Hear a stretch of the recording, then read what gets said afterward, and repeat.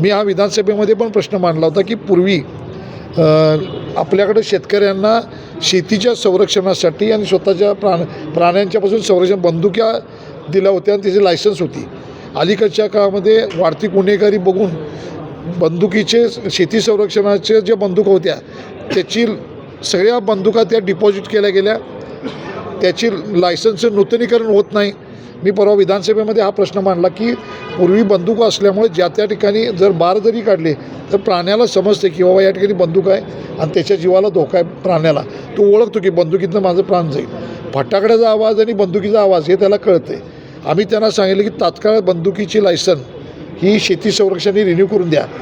ज्याच्यावर गुन्हे आहेत आणि गुन्हेगारी स्वरूप अशाला देऊ नका, परंतु स्वतःच्या संरक्षणासाठी शेताच्या संरक्षणाने लायसन रिन्यूशन करा. आणि तात्काळ आता जी गवे ज्या ठिकाणी वावर आहे, आता जिथं शेतात बसलेत त्या ठिकाणी ते तात्काळ गवे जंगलामध्ये नेण्यासाठी रेस्क्यू ऑपरेशनची जी तुमची टीम आहे ते अधिक त्याच्यामध्ये लोक घाला.